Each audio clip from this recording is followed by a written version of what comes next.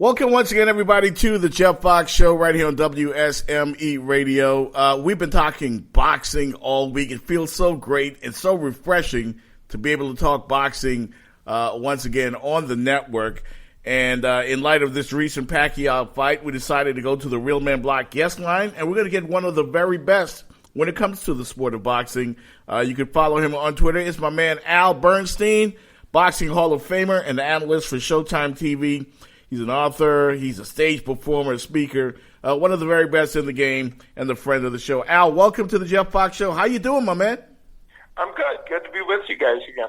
Hey, thanks a lot, man. I know I read, Al, I'm going to get right to it, man. I read one of your posts, and it is so unlike Al Bernstein.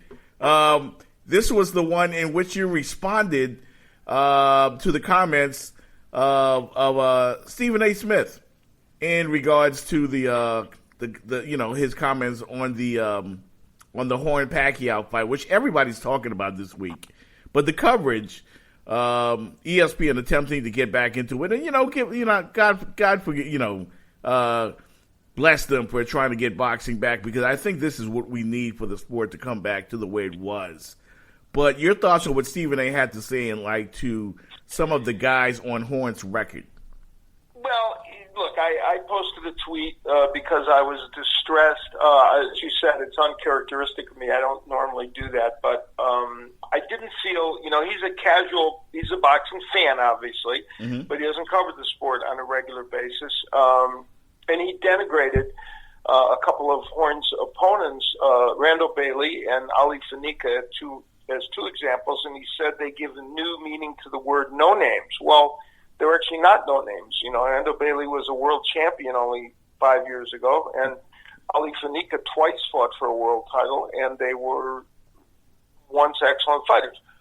Are they now veterans that maybe could prop up his record? Yes, but they're not no names, and they had an excellent career. So I just felt that and a couple other things merited comment. Now, which I did, and most folks agreed with me. I have to say, I have to give him all the props in the world for this. Stephen A. Smith finally responded on Twitter. I wasn't doing it to get a response out of him, but he responded on Twitter with a very thoughtful and respectful email. So I'm going to hope that some of the things I wrote about in there will spur him to do a little more research and be a little more thoughtful and responsible. Yeah, I didn't think that you attacked him at all. I thought you were very on point. Stephen A. is actually a friend of mine as well. And I thought, when you do things like this, you bring the best out of all of us, to be prepared. Maybe he wasn't on top of his game at that point. But I also give credit to ESPN for the broadcast. And it was good to get a free fight, you know what I mean? Right. A free fight on TV. Absolutely. Yeah, it was great. It's great.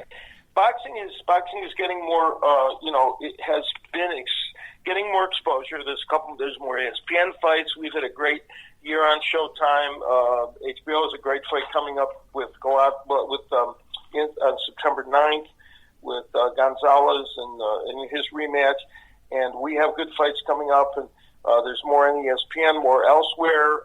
The other series that De La Hoya has. So there's so many things, chances for people to sample boxing. And this particular year in boxing has been one of the very best since 2013, which was one of the best years boxing has had in 2 decades. This one has been almost as good. Yeah, how about earlier this year, the Joshua Klitschko fight, which was awesome. Totally enjoyed that. Heavyweights going at it. It was a great fight. It was a terrific fight, and we may see a rematch. Klitschko, it's up to Klitschko to decide. There was a rematch clause in their contract. And he's kind of deciding whether he wants to do it again. But that was a phenomenal fight in front of 90,000 people. It was the biggest crowd I've ever, been at to announce a fight. And the fight itself was extraordinary, which is great because it put life into the heavyweight division. And now the fight that everybody's been talking about, the Manny Pacquiao fight with Jeff Horn. I went into watching this fight, Al, with expecting to see a typical Pacquiao fight, but this kid, Horn, really came out aggressively, and I thought he made the fight ugly. Definitely did not think he won that fight, and it looked like he got rewarded with a hometown decision, to be quite honest. Well, here's the problem is the judges were obviously not from there, but nonetheless, with the fans rooting and all the rest of it, it could have influenced them. I did think the 117-111 score was very inappropriate. She did not do a good job with that scoring. I am of a mind that it was a pretty close fight, personally. I'm not suggesting that definitely that Horn won, but I thought it was very close. Manny was very passive. He didn't. He wasn't active. I don't think it was a great performance by him. Now, he still may have won the fight. I would have no problem with Pacquiao getting a close win. But I thought it was, he gave away some rounds. So to me, it's a 7-5 fight in that area, or maybe a draw. Do you think that Pacquiao has reached a point where, his handler said going into the fight that if he didn't win it, that he should consider hanging it up? And I don't see the same Manny Pacquiao. I don't see the power anymore. But I still thought he fought a decent fight. The CompuBox numbers were fairly decent, but he's not the guy he was 5-6 years ago. Do you think it's time for Manny Pacquiao? Well, I think more importantly, the performance he had. I mean, he came off 2 very good wins against Bradley. He lost the fight to Mayweather. There was the injury in theory. It was a part of that. But then he beat Jesse Vargas and he beat Tim Bradley and fought well in those fights. So those are 2 very good fighters. Right. So the Manny Pacquiao at that point that stepped in to face Jeff Horn was rightfully still considered a top welterweight. This performance, the best way to compare it, I think, is not even to 3 or 4 or 5 years ago, but compare it to his last 2 performances. And we have to remember, he won fighting very well against 2 B-plus fighters. Well, Bradley's definitely B-plus, and let's say Jesse Vargas is a B. He lost, or at least had a close fight, even if few people feel he won, with a C-plus fighter. So his performance in this fight did not match up to his last 2, and I think gives us kind of an indication that, it might be time at 38 for him to think about, packing it away. And remember, he's fighting in a division that he's not really totally suited for anyway. At the end of the day, his body type is not a true welterweight body type. And, so that's another issue. He's fighting these strong welterweights. We're speaking with Boxing Hall of Fame analyst Al Bernnstein. Follow him on Twitter at Al Bernnstein. And Al, Jeff Horn, your thoughts of him, the new champion, and his boxing skills, because I heard during the telecast, a lot of folks felt like the way he fights is sort of reckless. I give him a 10 out of 10 as far as aggressiveness and courage, which are key elements in boxing. But will he be around for a while? What are your thoughts on Jeff Horn? Well, I mentioned he's a C-plus fighter. He's in a division that's filled with B-plus and A fighters.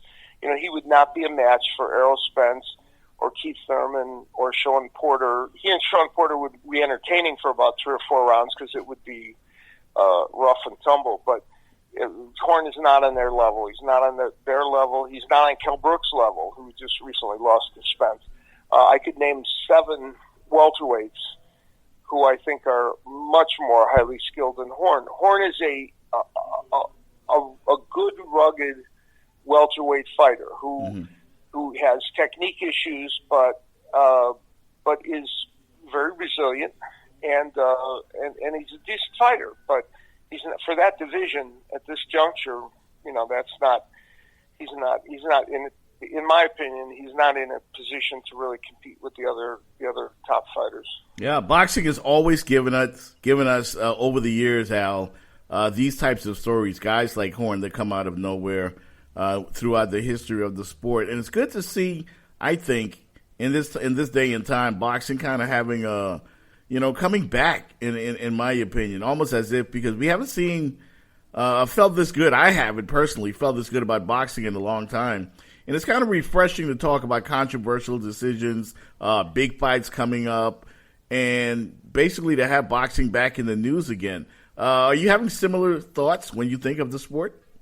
Oh yeah, I think that this year has been tremendous. I mentioned 2013, boxing didn't really follow up with as much as they should have after that year. But this year has been one great match after another. And as you point out, when we look at the rest of the year, all kinds of excellent fights on the horizon. Gennady Golovkin and Canelo. We've got Leo Santa Cruz and Abner Mares that we're going to have. I mentioned Chocolatito Gonzalez coming back with a rematch and trying to win his title back.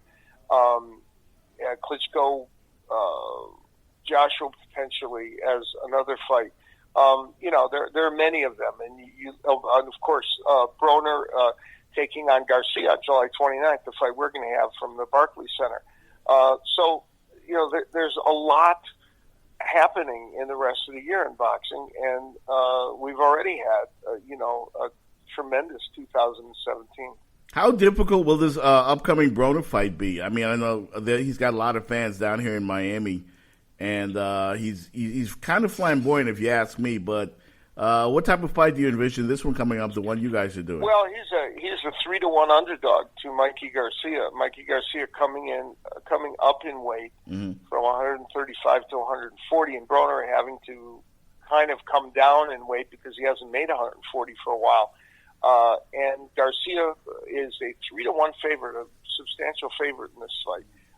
The big issue is going to be whether Garcia can move up in weight effectively. Broner is kind of the thicker, bigger man, but Mikey Garcia is certainly a superior fighter in many ways. And so it's going to be interesting. I think it's a fascinating fight, and we're really looking forward to it. All right, this one's coming up Showtime, correct?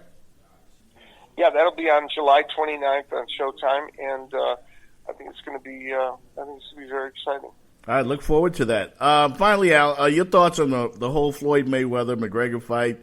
A lot of people have tried to say, well, this is exactly something to look forward to watching. I'm a boxing purist like yourself. I grew up on watching Carlos Monzon and Aaron Pryor, and the great ones coming up, not to mention the heavyweights, Joe Frazier and those cats.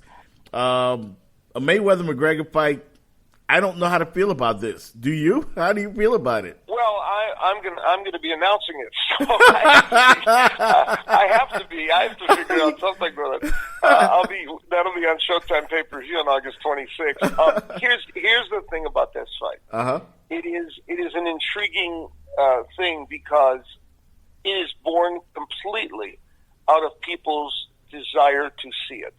Sometimes things get foisted on people, right? Sometimes people create things to try and then market them so people will want them, whether it's a product or an event.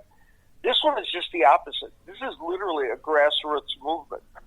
People want to see this fight, and no matter how much of an underdog McGregor is or how implausible to many people it seems that he could have with only 40 amateur fights in his past and MMA fighting, of course, in his present, no matter how implausible people think it might be that he could do well or win this fight, people want to see it, and people are going to get it for that reason. And it's going to be quite an event, that's for sure.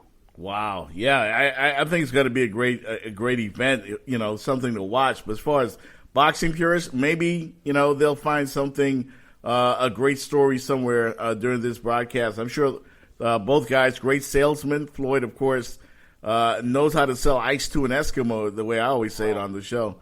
But I'm like you. I'm intrigued by it. I just didn't know how to quite feel about it, considering. Well, yeah, I don't know if anybody does. I think it's one of those, and not to get too far off the beaten path, but this is a year and 2 years in our country where we've seen a lot of things that we didn't think were going to happen.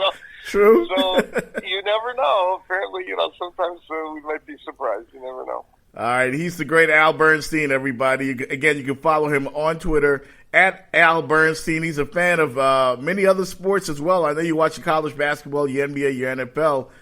Who's your team in the NFL, man? Well, I'm from Chicago, so I am a Bears fan, unfortunately, which is not going too well for us right now. Well, you got rid of Jay Cutler. Yeah, that's true. I guess that's a good. You know, the funny thing is, I think he, with all the lack of success, he probably has thrown for more yards than any other Bear quarterback in history. That shows you how poorly the Bear quarterbacks have been over the years. But they're in a full rebuilding mode now.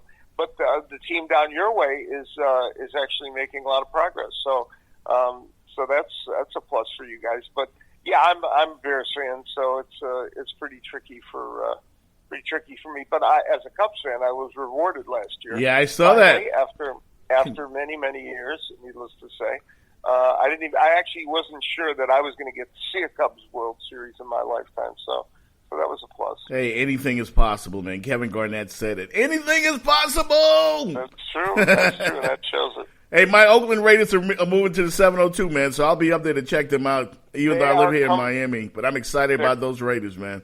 Yeah, they're coming here to Las Vegas, and we're happy to welcome them. We got a new hockey team, and now the Raiders coming. So sports in this town has really had a quantum leap forward in many ways. Absolutely. The great Al Bernnstein, once again here on the Jeff Fox Show. Al, we thank you so much, man, for accommodating us. You're always very generous with your time with us, and we definitely appreciate you. No problem. You guys take care. All right, Al. Thank you very much, Al. Appreciate it.